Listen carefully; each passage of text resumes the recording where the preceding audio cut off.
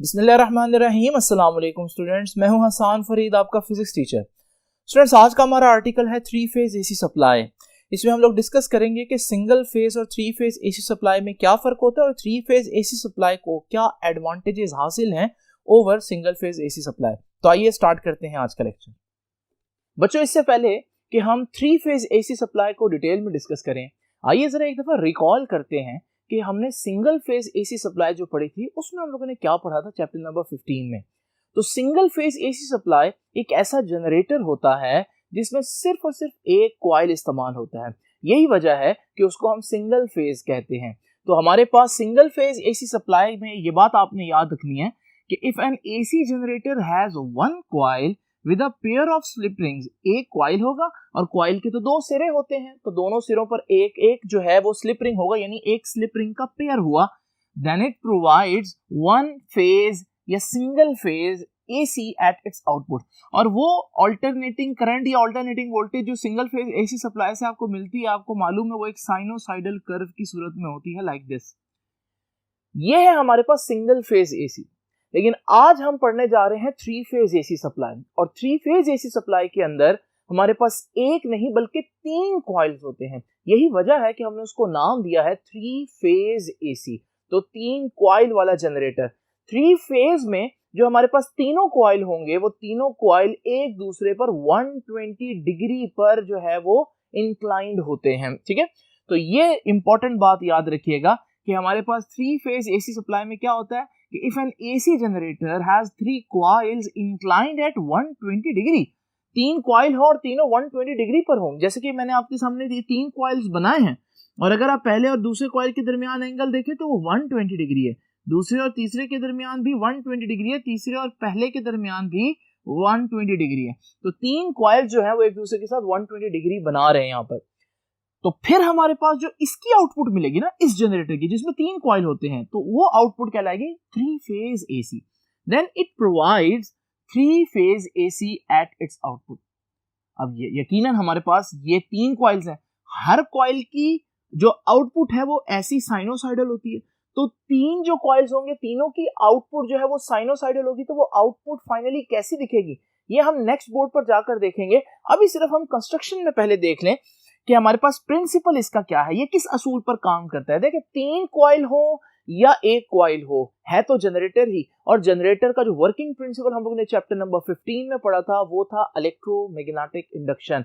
यानी कि जब एक कॉइल मैग्नेटिक फील्ड के अंदर रोटेट करता है तो उसमें से फ्लक्स की जो क्वांटिटी है वो बार बार चेंज होती है, और फ्लक्स का चेंज होना यानी मैग्नेटिक फ्लक्स का चेंज होना करंट इंड्यूस करता है, वोल्टेज इंड्यूस करता है। तो जिस तरह से सिंगल फेज सप्लाई में हम लोगों ने पढ़ा था कि एक कॉइल जब मैग्नेटिक फील्ड में रोटेट कर रहा तो मैग्नेटिक फ्लक्स के चेंज होने से करंट बनेगा, तो यहां पर जब ये तीन कॉइल होंगे और तीनों रोटेट कर रहे होंगे तब भी फ्लक्स तो हर एक में चेंज होगा, और हर एक में जब फ्लक्स चेंज होगा तो हर एक में वोल्टेज इंड्यूस होगी और करंट इंड्यूस होगा।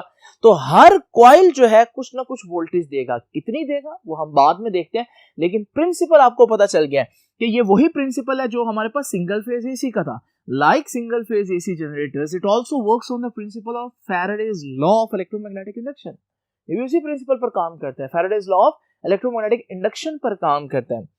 इसकी कंस्ट्रक्शन में आपको क्या दिखेगा जी? इसकी कंस्ट्रक्शन में आप लोग देख चुके हैं, तीन कॉइल है 120 डिग्री पर इंक्लाइंड है। In a three phase AC generator, instead of one coil, एक कॉइल की बजाय there are three coils inclined at 120 degree to each other.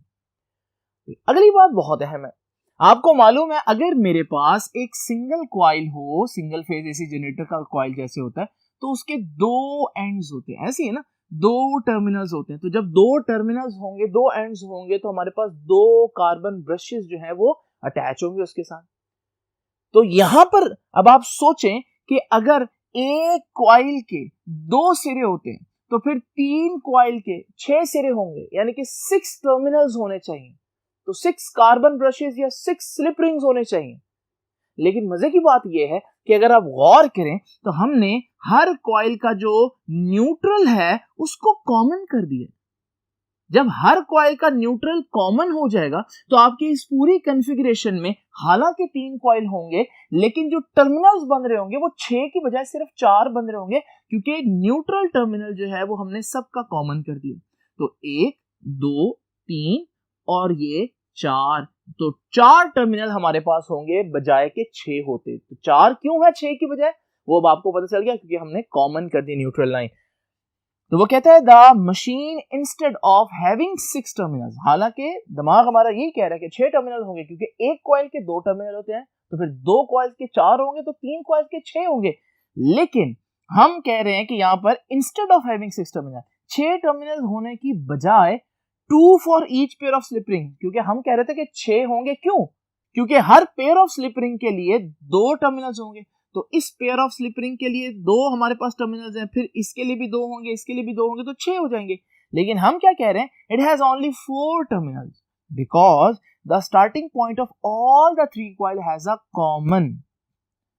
ठीक है जी, तो आप देख रहे हैं हर एक का एक एक टर्मिनल हमने क्या कर दिया, कॉमन कर दिया। ठीक है, which is often earthed to the shaft of the generator and other 3 ends of the coils are connected to 3 separate terminals on the machine।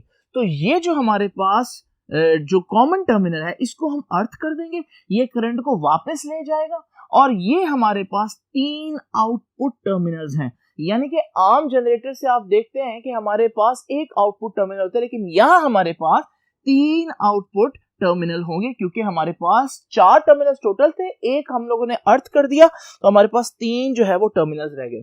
अब ये कॉन्फ़िगरेशन काम किस तरह से करेगी, इसकी वर्किंग क्या है, ये हम चलते हैं देखते हैं नेक्स्ट बोर्ड पर। तो अब जरा आप लोग इसकी कंस्ट्रक्शन को ज़हन में बिठा लीजिए क्योंकि इसी को हम आगे वर्किंग में कन्वर्ट करते हैं। तो आइए स्टूडेंट्स अब जरा देखते हैं कि इस 3 फेज एसी सप्लाई की वर्किंग कैसे होगी। उसके लिए सबसे पहले आप ये देखिए कि हमारे पास ये जो 3 कॉइल्स मैंने आपको दिखाए हैं ये एक दूसरे पर 120 डिग्री का फेज डिफरेंस रखते हैं। मजे की बात यह है कि अगर ये कॉइल जो इस वक्त इस पोजीशन में है, सपोज करें ये मैग्नेटिक फील्ड के साथ पैरेलल हो चुका है, तो इसमें जो मैग्नेटिक फ्लक्स है उसका चेंज 0 हो जाएगा, तो हम देखेंगे इसमें इस वक्त वोल्टेज 0 होगी। यानी इन तीनों कॉइल्स में से ये जो ब्लैक वाला कॉइल है ये कोई वोल्टेज इंड्यूस नहीं कर रहा इस पोजीशन में। अच्छा, जब ये कोई वोल्टेज इंड्यूस नहीं कर रहा होगा तो दूसरा कॉइल जो है वो वोल्टेज इंड्यूस कर रहा होगा। वजह क्या है, वो मैग्नेटिक फील्ड के पैरेलल नहीं होगा क्योंकि वो तो 120 डिग्री का फेज रखता है।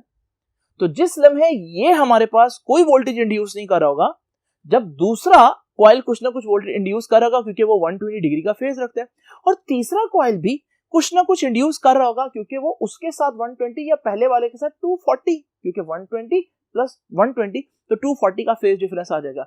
यानी मजे की बात ये हुई कि कोई एक ऐसा मोमेंट आपके पास नहीं आएगा जिसमें तीनों कॉइल एक साथ 0 रीडिंग दे दें, क्योंकि अगर ये 0 पर है तो बाकी दोनों कुछ एंगल्स बना रहे हैं, वो कुछ ना कुछ ईएमएफ इंड्यूस करेंगे। अगर ये रेड वाला घूमते घूमते पैरेलल हो जाता है तो फिर हमारे पास ब्लैक और ब्लू जो है वो वोल्टेज इंड्यूस करेंगे, और अगर ब्लू जो है वो 0 पर आ जाता है तो ब्लैक और रेड जो है कुछ ना कुछ वोल्टेज इंड्यूस करेंगे। यानी हर लम्हा कुछ ना कुछ वोल्टेज जो है वो आपको लाजमी मिलती रहेगी। तो ये इसकी वर्किंग में एक खास बात है कि कोई ऐसा लम्हा नहीं आएगा जिसमें आपके पास करंट जो है वो 0 हो जाएगा परमानेंटली।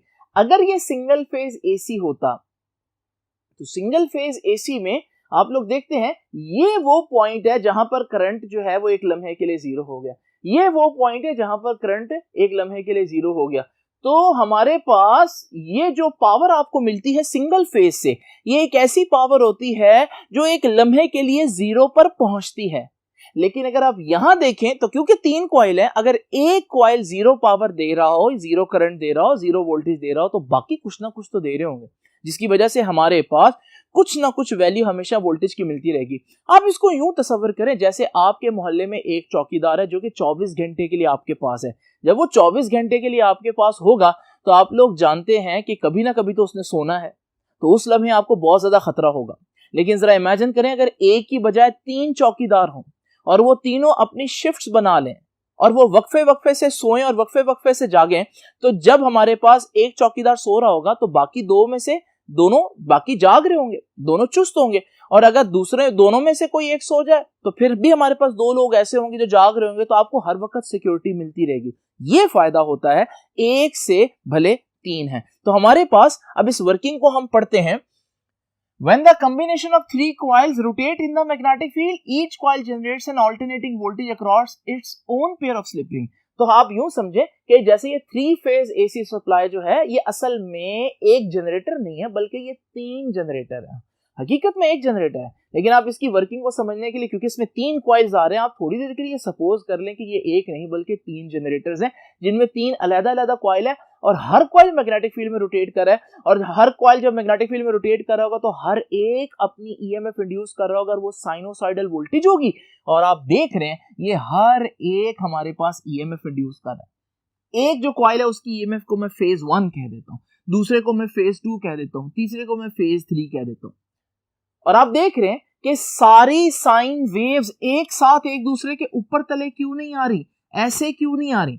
उसकी वजह यह है कि हमारे पास जो कॉइल्स हैं वो कॉइल्स 120 डिग्री एक दूसरे के साथ इंक्लाइंड है। अगर ये 0 पर होगा तो ये रेड वाला 0 पर नहीं होगा। अगर ये 0 वोल्टेज दे रहा है तो रेड वाला कुछ वोल्टेज दे रहा होगा और ब्लू वाला भी कुछ ना कुछ वोल्टेज दे रहा होगा। इसको हम ग्राफ में भी देख सकते हैं। ये देखिए हमारे पास ब्लैक वाला इस पॉइंट पर 0 है, यानी ये जो ब्लैक वाला 0 है ये असल में ये पॉइंट है। तो यहां ये 0 है, ये कोई वोल्टेज नहीं दे रहा। लेकिन इसी पॉइंट पर जरा देखिए, इसी पॉइंट पर आपको देखो रेड इतनी वोल्टेज दे रहा है क्योंकि रेड 120 डिग्री पर इंक्लाइंड है।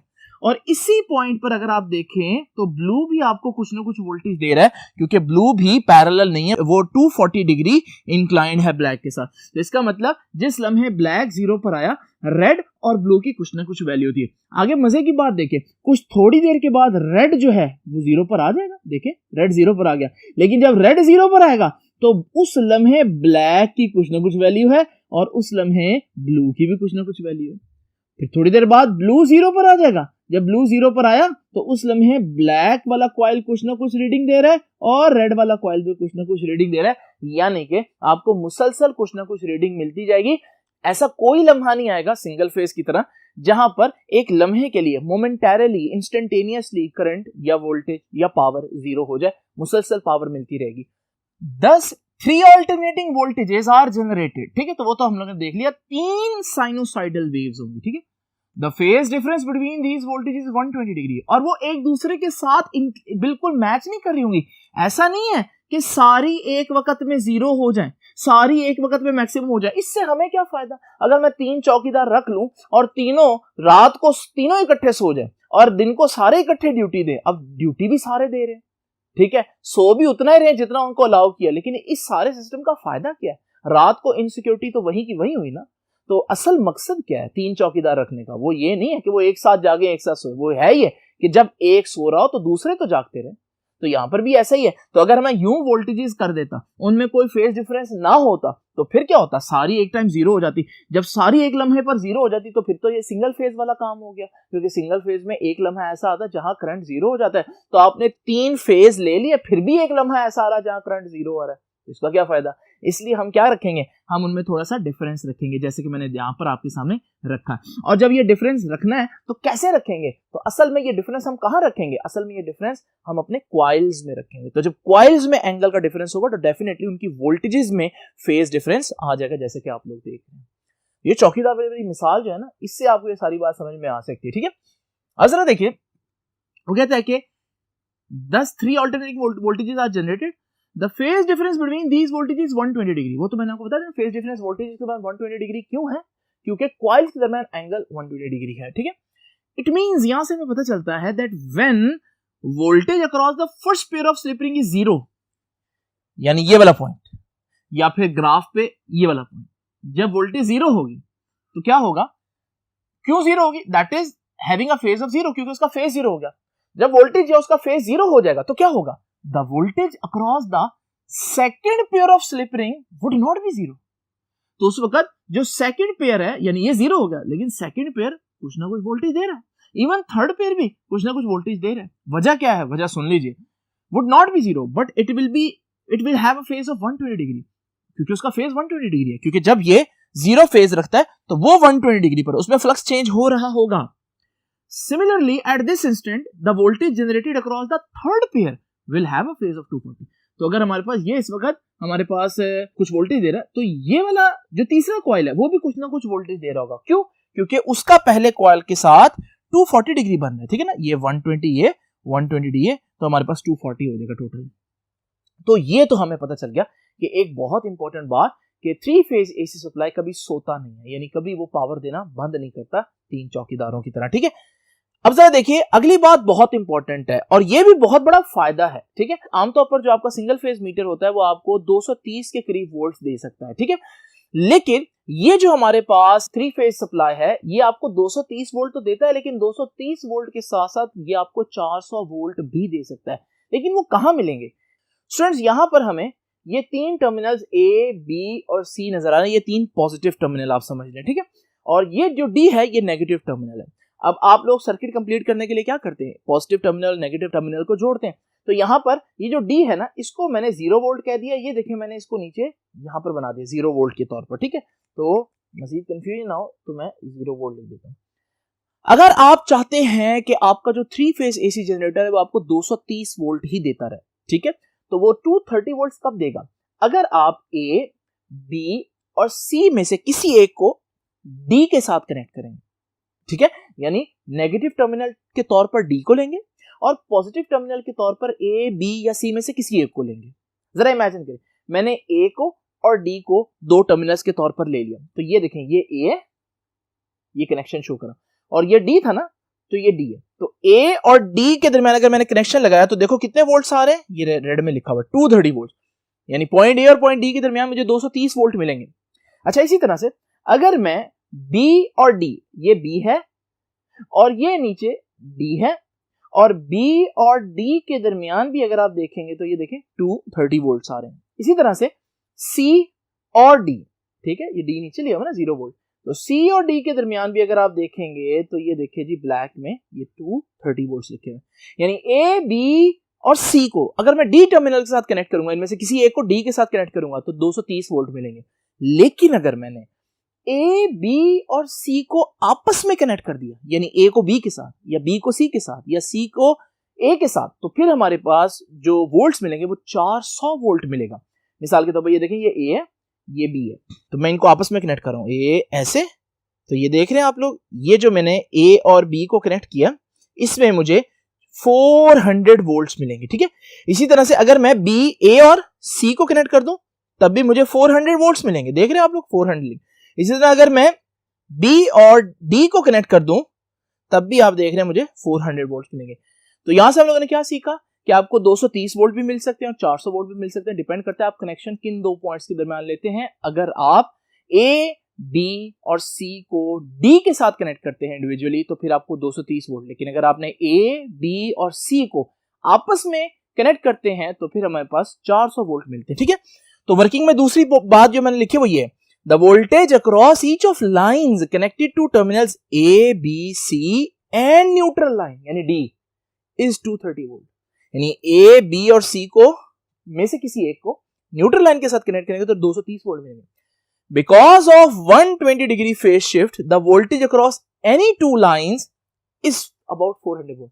और अगर आप A, B और C दोनों में से दरमियान में किसी के वोल्टेज लेंगे तो वो 400 वोल्ट मिलेगा, ठीक है। अब हम देखते हैं advantage of 3 phase AC supply. 3 phase AC supply का एडवांटेज क्या है, फायदा क्या है? फायदा ये है कि हमारे पास 230 वोल्ट के 3 कनेक्शंस निकल सकते हैं। तो इससे क्या होगा, आमतौर पर जब हमारे पास सिंगल फेज एसी सप्लाई हो तो अगर मेरे घर के 3 फ्लोर्स हैं तो सिंगल फेज मैं फर्स्ट फ्लोर को भी दूंगा, सेकंड को भी दूंगा और थर्ड को भी दूंगा। अगर फर्स्ट फ्लोर पर भी एक एसी है, सेकंड पर भी एक एसी है, थर्ड पर भी एक एसी है, तो एक ही फेज पर 3 एसी मैंने चला दिए जिससे वोल्टेज बहुत ड्रॉप हो जाएगा। जैसे आप गर्मियों में देखते हैं जब बहुत ज्यादा एसी हम चलाते हैं तो क्या होता है, जो 220 वोल्ट आने होते हैं वो नहीं आ रहे होते बल्कि 140, 160, 180 वोल्ट आ रहे होते हैं। इस वजह से एसी भी काम नहीं करते, वो ट्रिप कर जाते हैं। वो क्या वजह होती है? वो वजह ये होती है कि बहुत ज्यादा लोग जो हैं वो एक ही वक्त में एसी जैसी एक बड़ा लोड जो है वो इस्तेमाल कर रहे होते हैं जिससे वोल्टेज ड्रॉप हो जाता है। तो अगर मेरे पास 3 फेज एसी सप्लाई हो तो वहां से तो 230 वोल्ट के 3 कनेक्शन निकल सकते हैं। तो मैं क्या करूंगा, मैं फर्स्ट फ्लोर को एक कनेक्शन दे दूंगा, सेकंड फ्लोर को दूसरा और थर्ड फ्लोर को तीसरा। इससे क्या होगा, एक फेज पर एक ही एसी चलेगा जिससे ओवरलोडिंग नहीं होगी और चीजें आसानी से काम करती रहेंगी। तो ये एक फायदा है 3 फेज एसी सप्लाई का। The main advantage of having a 3 phase supply that total load of the house or a factory is divided in 3 parts, 3 हिस्सों में आपने डिवाइड कर दिया उसको, so that किस लिए, none of the line is overload, ताकि कोई भी ओवरलोडिंग ना हो। यानी आपने किया क्या है, आपने बजाय तीनों एसी एक फेज पर चलाने के, आपने एक एसी एक फेज पर चलाया, दूसरा दूसरे पर, तीसरा तीसरे पर, तो क्या होगा, 3 फेज थे। If heavy load consisting of number of air conditioners and motors is connected to single phase, अगर हम बहुत से एसी और बहुत से मोटर चला रहे हो और वो सिंगल फेज पर चला रहे हो, its voltage is likely to drop at full load, तो अगर आप बहुत ज्यादा लोड लगाएंगे तो उसके वोल्टेज ड्रॉप हो जाएंगे। जैसे मैंने मिसाल दी कि गर्मियों में, सख्त गर्मियों में वोल्टेज ड्रॉप हो जाते हैं, 220 की बजाय 180-170 वोल्ट आ रहे होते हैं, जिसकी वजह से हमें बिजली पूरी नहीं मिलती, एसी वगैरह नहीं चलते, वो ट्रिप कर जाते हैं। दूसरा इंपॉर्टेंट फायदा क्या है, लोड तो डिवाइड हो गया। 3 फेज एसी सप्लाई का दूसरा फायदा ये है कि 3 फेज एसी सप्लाई 400 वोल्ट भी दे सकता है। कुछ अप्लायंसेस ऐसी होती है जिनको 400 वोल्ट चाहिए होते हैं, कोई बड़ी मोटर वगैरह ऐसी हो तो उनको 400 वोल्ट चाहिए होते हैं, तो वो सिंगल फेज से तो नहीं ले सकते, तो वहां पर 3 फेज जो है वो उनके काम आता है। The 3 phase supply also provides 400 volts which can be used to operate some special appliances requiring 400 volts for their operations। ठीक है, तो स्टूडेंट्स उम्मीद है अब आपको 3 फेज एसी सप्लाई जो है वो समझ में आ गया होगा और इसका क्या फर्क है सिंगल फेज से, ये कैसे बेटर है और क्या इसमें डिसएडवांटेज होगा। डिसएडवांटेज यही होगा कि अगर ये 3 फेज है, ज्यादा करंट देगा, ज्यादा वोल्टेज क्योंकि दे रहा है, तो फिर हमारे पास बिल ज्यादा आएगा। ठीक है, तो ये कमर्शियल मीटर होता है।